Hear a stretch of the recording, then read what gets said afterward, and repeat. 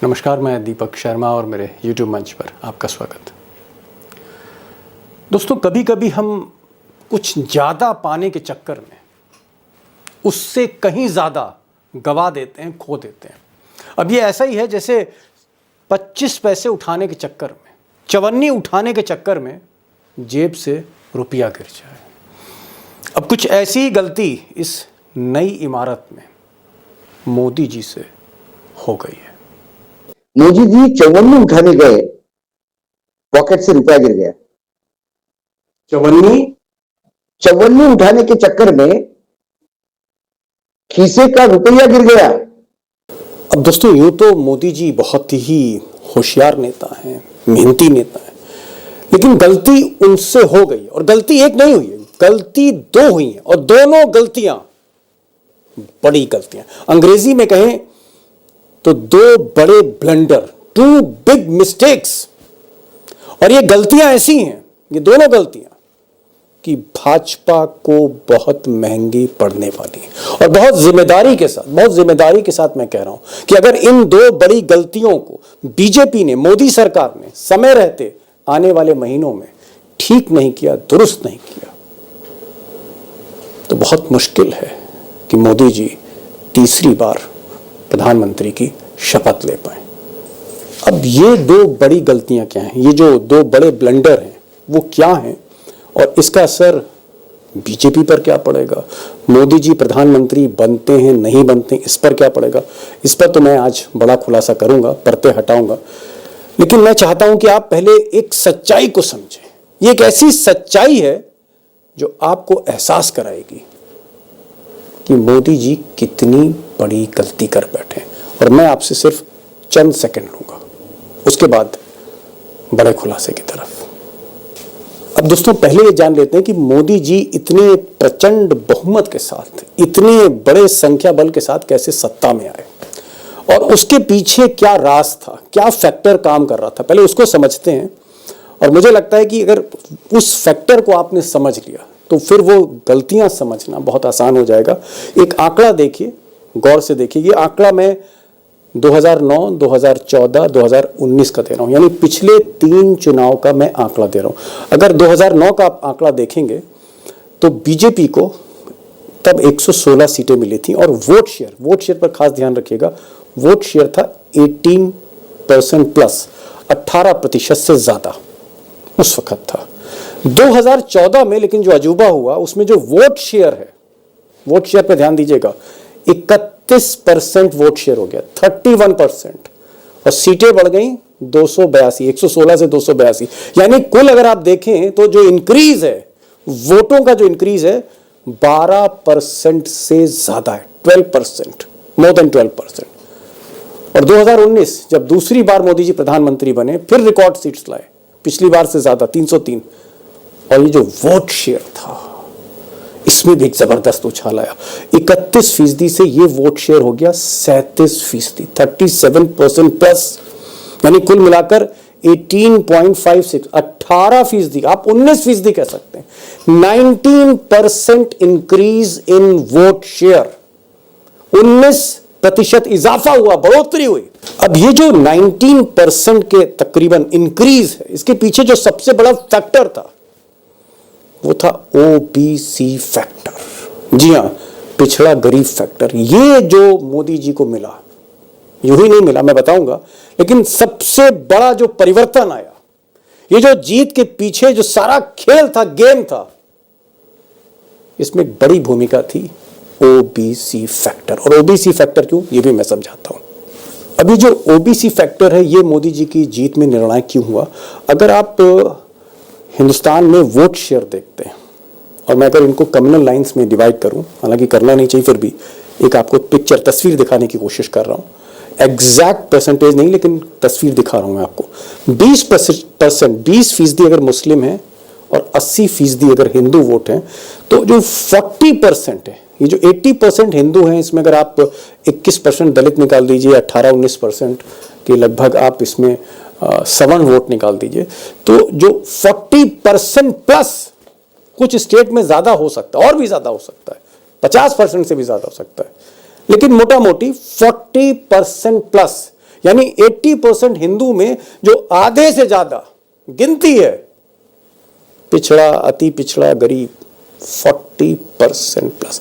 और यही टारगेट किया मोदी और अमित शाह ने गोविंदाचार्य के फॉर्मूले पर। गोविंदाचार्य एक बड़े नेता आरएसएस के, जिन्होंने सबसे पहले ये एक मंत्र सुझाया था बीजेपी को। उस पर बाद में बात करेंगे टाइगर से, लेकिन फिलहाल बॉटम लाइन ये है कि 40% ओबीसी, इसको कहीं ना कहीं इसका एक बड़ा चंक मोदी के खाते में शिफ्ट हुआ 14 में, और फिर उससे बड़ा चंक 2019 में।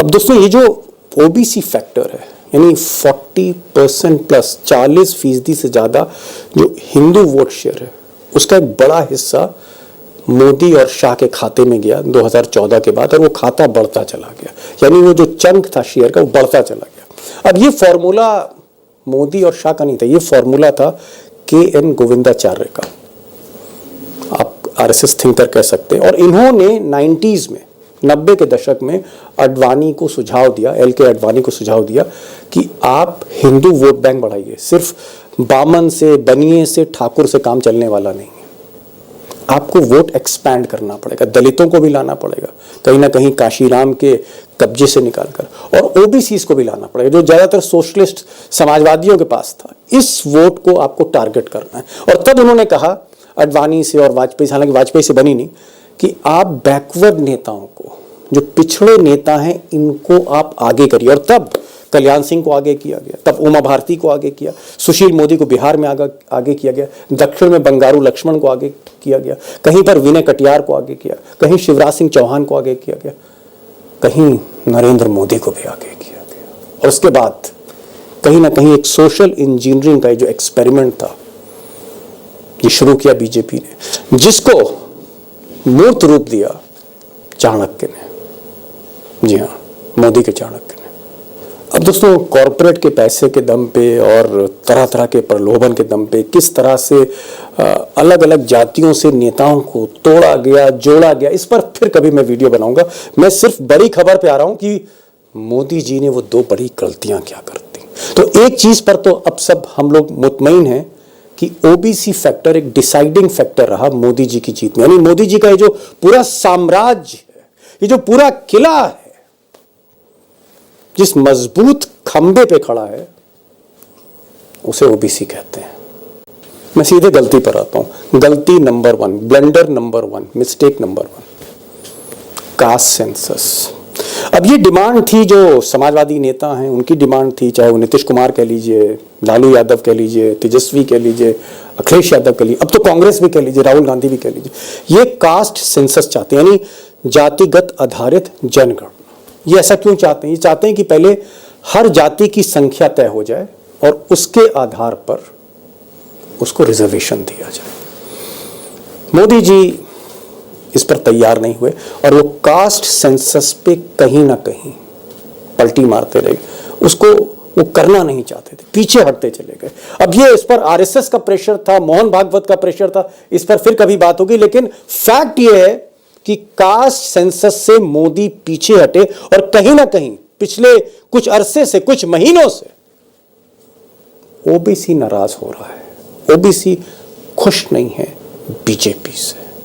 बिग मिस्टेक नंबर 2, दूसरी बड़ी गलती। दूसरी बड़ी गलती भी ओबीसी को ही लेकर हो गई। अब कभी कभी वक्त खराब होता है, कभी कभी ग्रह दशा खराब होती, इस तरह की गलतियां हो जाती, हमसे भी, आपसे, मोदी जी से भी हो गई, और चाणक्य भी उनको रोक नहीं पाए। दूसरी बड़ी गलती ये हुई कि जल्दबाजी में जो वो विशेष सत्र में ये जो वुमेन रिजर्वेशन बिल लेकर आए, जो कानून बनाने जा रहे हैं महिलाओं को आरक्षण देने के लिए, इसमें उन्होंने ओबीसी का कहीं पर जिक्र नहीं किया और इसी को लेकर मुद्दा बना दिया है इंडिया अलायंस ने। वो चाहे लालू की पार्टी हो, वो चाहे नीतीश कुमार की पार्टी हो, वो चाहे अखिलेश की पार्टी हो, वो चाहे साउथ की पार्टी हो, कोई भी पार्टी, वो चाहे कांग्रेस हो, ओबीसी को आपने मोदी जी महिलाओं के आरक्षण में इंक्लूड क्यों नहीं किया? अब उसके तकनीकी कारण हो सकते हैं, लेकिन फैक्ट यह है कि जो नाराज ओबीसी था उसको और नाराज कर दिया मोदी जी ने। Blunder number 2। अब ये जो 2 बड़ी गलतियां हैं, इनको दुरुस्त कर पाएंगे, ठीक कर पाएंगे, रेक्टिफाई कर पाएंगे आने वाले 6-7 महीने में, क्योंकि चुनाव तो सर पर खड़ा है। पहले 5 राज्यों का चुनाव सेमीफाइनल और उसके बाद सुपर फाइनल 2024 का लोकसभा का। क्या मोदी जी इन गलतियों को ठीक कर पाते हैं या नहीं कर पाते? नहीं कर पाए तो क्या होगा, कर लिया तो क्या ऐसा हो सकता है, गुंजाइश है? मुझे लगता है कि एक बिग क्वेश्चन है, क्योंकि जिस खंबे पर, जिस स्तंभ पर, पिलर पर ओबीसी के बीजेपी का साम्राज्य आज की तारीख में या मोदी जी का साम्राज्य खड़ा है, वो स्तंभ, वो खंबा हिलने लगा है। इतनी ज्यादा नाराजगी है। और मुझे लगता है कि इस बड़े सवाल का जवाब मैं आपके सामने रखूं। सीधे चलते हैं अशोक वानखेड़े टाइगर के पास। टाइगर, मेरा पहला सवाल, एक झटके सिर्फ वाहवाही लूटने के चक्कर में मोदी जी ने, और मैं नहीं कह रहा हूं, बीजेपी के लोग कह रहे हैं, उमा भारती कह रहे हैं और तमाम नेता कह रहे हैं कि बीजेपी के 25 साल की मेहनत पर मोदी जी ने उस वक्त पानी फेरा है जब चुनाव सर पर खड़े हैं। ये एक हिंदी में मुहावरा है, मोदी जी के साथ वो हो गया है। मोदी जी चौवन्नी उठाने गए, पॉकेट से रुपया गिर गया। चौवन्नी उठाने के चक्कर में खीसे का रुपया गिर गया। अच्छा, जमीन पे चवन्नी पड़ी थी, उसको उठाने के चक्कर में, उठाने के लिए गए तो पॉकेट में से रुपया नीचे गिर गया जी। 75 पैसे लॉस में हैं आप।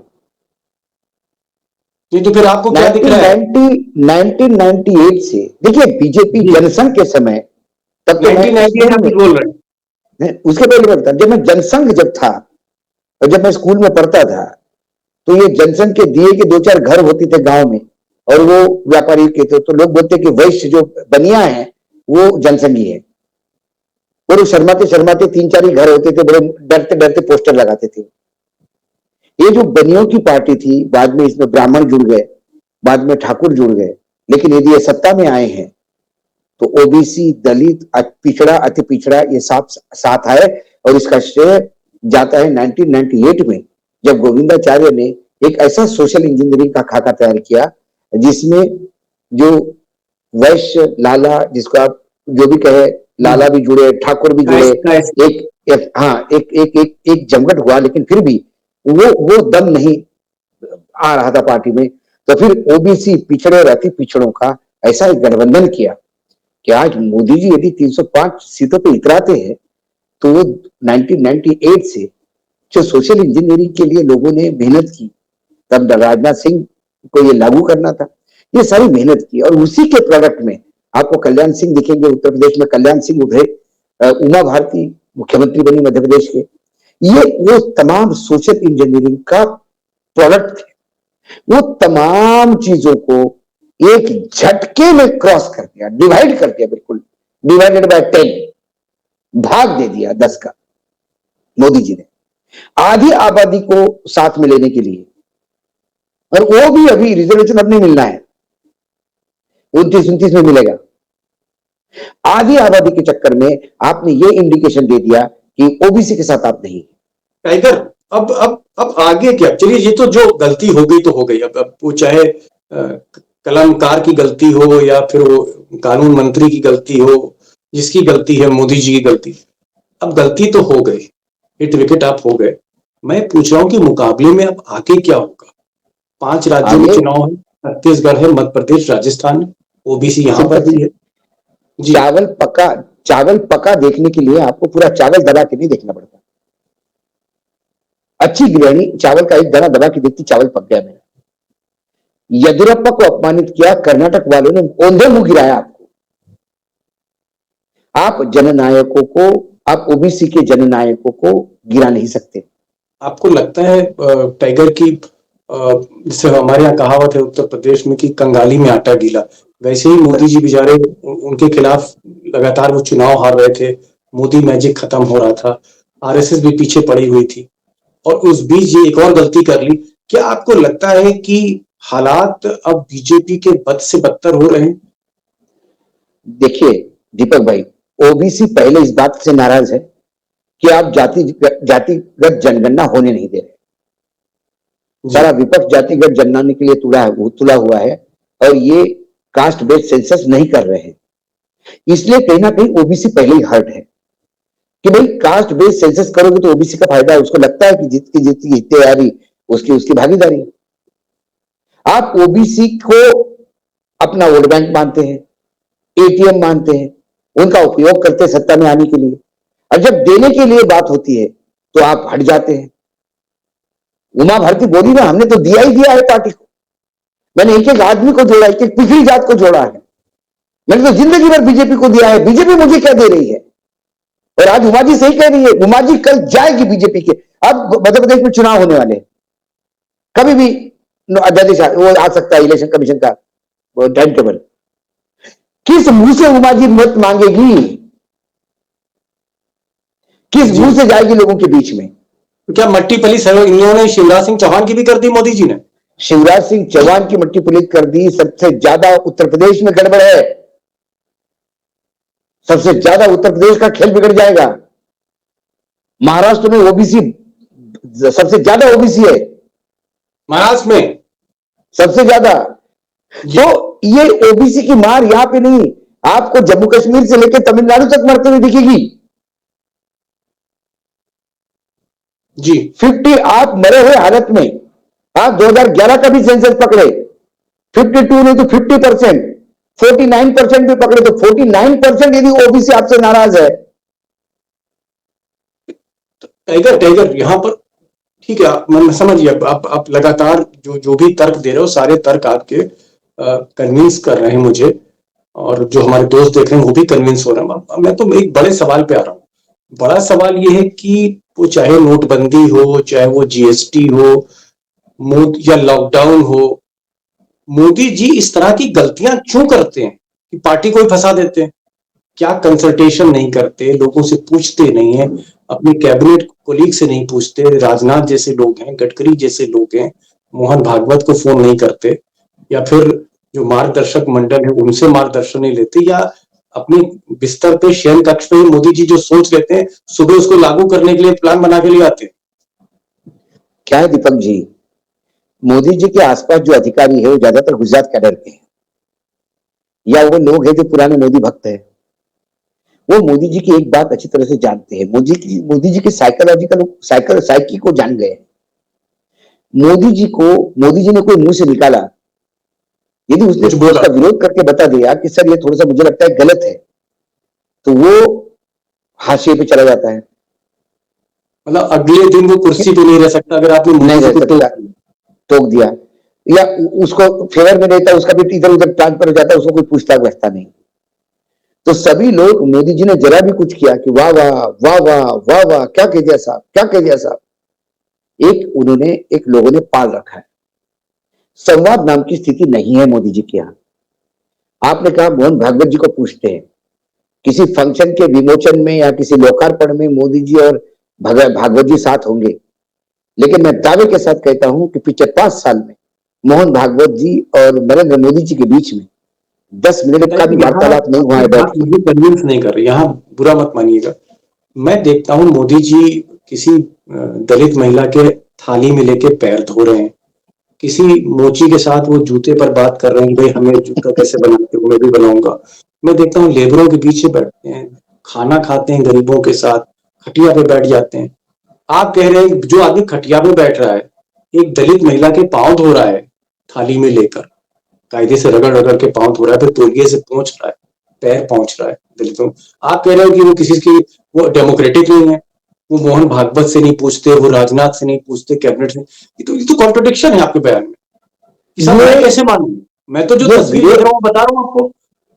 अरे अजीब बात कर रहे। जब सनी देओल ये कहता है गद्दर पिक्चर में और वो हैंडपंप उखाड़ देता है, मैं भारत के किसी भी पहलवान को चैलेंज देता हूं कि वो हैंडपंप उखाड़ के दिखाए मुझे। जो फिल्मों में होता है वो रियल नहीं होता है। मोदी जी का ये जो तमाम आप इवेंट देखते हैं वो इवेंट मैनेज किए जाते हैं। मोदी जी गुफा में जाते हैं, हाँ, पैर धोने वालों के बारे में इंडियन एक्सप्रेस ने बहुत बढ़िया स्टोरी छापी थी उसके बाद, कि उनको कितने दिन पहले बुलाया गया, उनके साथ क्या क्या किया गया। पैर धोने के बाद उनको बेचारों को किसी ने पूछा भी नहीं, काम हो गया था, वो जाने के लाले पड़ गए थे उनके। सारे इंडियन एक्सप्रेस ने उन सब लोगों के इंटरव्यू करके लिए, ये इवेंट होते हैं। मोदी जी अपने, देखिए दीपक भाई, आप, मैं, हम सब, हम देशवासी, हमारे यहाँ मातृशक्ति है।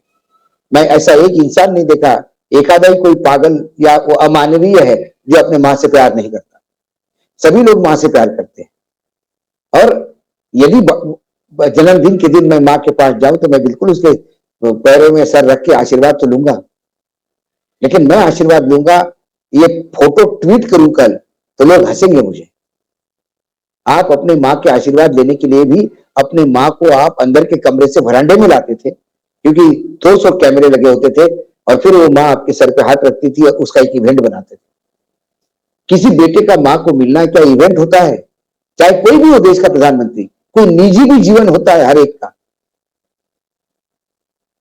मैंने इस देश में पहला प्रधानमंत्री देखा, मतलब विश्व में पहला ऐसा नेता देखा। आप तो ये कह रहे हैं जो मोदी चीज जी- ये मंचन है, ये नाटक का मंचन है। माफ कीजिए, मैं शब्द बड़ा कड़ा यूज कर रहा हूं, ये मंचन है।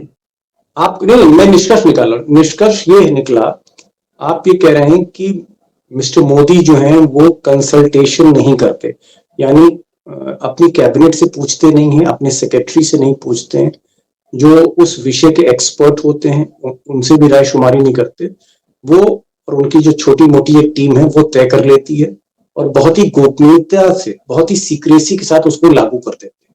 और अक्सर ये होता है कि कैबिनेट में जो मंत्री उनको बात नहीं पता लगता है। तो क्या कंसल्ट ना करना मोदी की बड़ी कमजोरी, हमारे देश के प्रधानमंत्री? बहुत बड़ी कमजोरी, बहुत बड़ी कमजोरी है। और यही कमजोरी के कारण नोटबंदी, किसान कानून, लैंड एक्विजिशन बिल, जीएसटी, ये तमाम बातें। क्या होता है, देखो दीपक जी, एजुकेशन को लेके मैं थोड़ा सा रिजर्वेशन रखता हूं। ये जरूरी नहीं कि आपके पास डिग्री हो, ये जरूरी नहीं है, लेकिन कुछ लोग जिसकी कमी है वो लोगों से कंसल्ट करके सीखते हैं। ये बीच में जो ओबीसी का ये जो ब्लेंडर मोदी जी ने कर दिया, और पहले से ही कमर तोड़ महंगाई है, बेरोजगारी और भी बहुत सी चीजें, एंटी इनकम्बेंसी है, राज्यों से बीजेपी सिमट रही है, पार्टी में असंतोष है, बगावत है। आपको लगता है कि मोदी जी के लिए तीसरी बार प्रधानमंत्री बनना अब बहुत हद तक मुश्किल होगा? ये उनकी आखिरी पारी है। देखिए दीपक जी, कर्नाटक के बाद लगातार मैं घूम रहा हूं, भ्रमण कर रहा हूं। कर्नाटक के बाद कई राज्यों का, इन 5 राज्यों का जहां चुनाव है वहां पे भी मैं, मिजोरम तो गया नहीं, लेकिन बाकी राज्यों में मैंने बहुत प्रयास किया। और मिजोरम की स्थिति अच्छी नहीं है, लेकिन मेरे वहां जीवंत संपर्क है, मैं लगातार टच में हूं। कर्नाटक के चुनाव के बाद जो एक बड़ा सेटबैक बैठा है बीजेपी, नरेंद्र मोदी जी के ब्रांड को, वो ब्रांड अपलिफ्टमेंट के लिए कुछ करने का जो प्रयास किया जा रहा है, उससे रोज ब्रांड नीचे उतर रहा है। इस ब्रांड को ही बड़ा करने का प्रयास था महिला आरक्षण बिल। वो बार बार कह रहे थे कि जिसने गोल पोस्ट, जिसने गोल किसने किया वो बड़ा हो गया। ये भले ही आप लोगों ने लाया होगा बिल, लेकिन अल्टीमेटली ये बिल पास किसने करवाया? मोदी जी ने। तो ये मोदी जी का बिल करवाया। फिर ये मोदी जी ब्रांडिंग कर रहे थे, ये उल्टा पड़ गया। मोदी जी ने हमें क्या दिया? हमने मोदी जी को सत्ता दी, क्योंकि हर तीसरा मेंबर ऑफ पार्लियामेंट यदि सांसद यदि आपका ओबीसी है, तो ओबीसी ने आपको सत्ता में बिठाया। भाई साहब, आपने ओबीसी को क्या दिया? बाहर कर लो। आप जनगणना तक देने को तैयार नहीं है। रिजर्वेशन की तो बात भले और दूर रह गई। महाराष्ट्र में मूर्खता पूर्ण कर दिया कि बोले मराठों को हम बना देंगे कुणबी, और सारा ओबीसी इकट्ठा हो गया महाराष्ट्र में। बोले मराठों को अलग रिजर्वेशन दो, हमारे गले में उतारो उनको, हमारा कोटा मत खाने के लिए बोलो। घमासान हो रहा है सब, फ्री फॉर ऑल हो गया है, जो जिसके दिमाग में यहां काम कर रहा है। जी, अल्टीमेटली क्या आपको तस्वीर दिखती 2024 की? बहुत बुरी तरह। और ये ओबीसी का यदि कार्ड चल गया तो सर सबसे बड़ी भी पार्टी बनेगी कि नहीं बनेगी, फिर ये भी सवाल उठता है। सबसे बड़ी, मतलब आप सिंगल लार्जेस्ट पार्टी पर आप कह रहे हैं, सिंगल लार्जेस्ट पार्टी मुझे डाउट आएगा यदि ओबीसी खिसक गया। सर 50% ओबीसी है आज के डेट में, मरी हुई हालत में भी, बहुत कंजर्वेटिव, मतलब ब्रॉड दिल बड़ा करके भी मैंने कर दिया तो भी 50% ओबीसी है। और ये ओबीसी ने ही बीजेपी को सत्ता में लाया। ये गोविंदाचार्य का सोशल इंजीनियरिंग, राजनाथ सिंह की भी मेहनत थी। और उसके बाद जो, अब आज मुझे बताइए ओबीसी के नेता कौन है? मोदी जी अपने आप को ओबीसी कहते हैं, कौन मानता है ओबीसी? ओबीसी के व्यवहार में दिखाई देगी। व्यवहार में तो वो कोई ठाकुर या राजपूत दिखते हैं, उनका व्यवहार तो बिल्कुल ओबीसी जैसा नहीं है। टाइगर, मेरा व्यू तो ये है कि मोदी जी ने जानबूझ की गलती नहीं की है, वो ओबीसी की ताकत समझते हैं। ओबीसी के लिए वो लगातार कुछ ना कुछ करते भी रहे, लेकिन क्योंकि वक्त खराब होता है, समय खराब होता है, तब हमसे इस तरह की गलतियां हो जाती, और ग्रह दशा खराब होने के कारण मोदी जी एक गलती कर गए।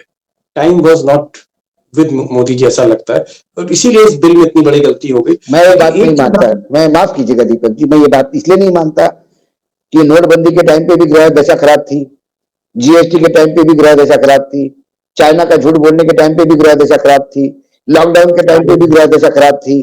अरे इतनी तो ग्रह दशा किसी की नहीं खराब होती है, हर एक की। हम सब भगवान के बेटे हैं भाई, हम सब भगवान के बच्चे हैं। भगवान ने हमारे यहाँ अच्छा टाइम भी दिया है, बुरा टाइम भी दिया है। किसी को बुरा ही पूरा टाइम ऐसा कभी नहीं होता। ये ग्रह दशा नहीं है, ये है कर्म। जब अहंकार बोलता है तो कर्म सामने आते हैं। या लालच में आपने कहा कि इंद्रजीत जैसे लोग भी, जो पूरे विश्व को, तीनों लोगों का स्वामी, तीनों लोगों पे अपनी धाक जमाने वाले रावण, जो शंकर के असीम भक्त थे, इनसे बड़े भक्त कोई नहीं, और ऐसे ज्ञाता जिससे कोई ज्ञाता नहीं हुआ। वो भी आदमी तमाम ज्ञान होने के बाद भी संगीत 64 कलाओं का विद्वान मात खा गया ना, अहंकार की वजह से, कि ये शुद्र मानव मेरा क्या कर लेगा। यही अहंकार था ना जी। चींटी भी हाथी को मारती है, और यहां तो चींटी नहीं है, ये ओबीसी तो अपने आप में हाथी है जी। कहीं ना कहीं। ये अहंकार में कि मोदी है तो मुमकिन है वाली बात में, तो मोदी जी को अभी इन कव्वालों से थोड़ा सा डर के रहना चाहिए। ये जो है ना, हाँ जी हाँ, हम भी देखेंगे, हाँ भाई साहब ठीक है ठीक है, इनमें से एक आध को तो बोलना चाहिए कि भाई कर्नाटक हार गए मूर्खों। कौन बोल रहे थे जरा खड़े हो जाओ, कर्नाटक जीत जाएंगे करके। भाई साहब आप है तो कोई चिंता की बात नहीं, मोदी जी आएंगे तो सब ठीक हो जाएगा। बुलाओ उनको सबको, ये मोदी जी के ऊपर लाइबिलिटी हो गए। मोदी जी आप हो तो हम जीत जाएंगे। अरे तुम क्या कर रहे हो? मोदी जी कब तक ढोएंगे उनको सबको? नड्डा जैसे लोगों को जिन्होंने हिमाचल हरवा दिया, बताओ। अध्यक्ष है, पार्टी के अध्यक्ष है, ये आशीर्वाद मांग रहे थे कर्नाटक में, लोगों ने उनको खुद को आशीर्वाद नहीं दिया। हास्यास्पद बात है। और एक मॉडल होता है, हिमाचल हारने के बाद राजीनामा देना चाहिए था, चलो इस्तीफा देता हूं, मैं बाहर निकलता हूं, मोदी जी अब मैं जब हिमाचल जीत के आऊंगा तभी आपके सामने आऊंगा। ऐसा कोई मोदी जी के पास नहीं है, क्योंकि मोदी जी ने लोग भी ऐसे ही सिलेक्ट किए।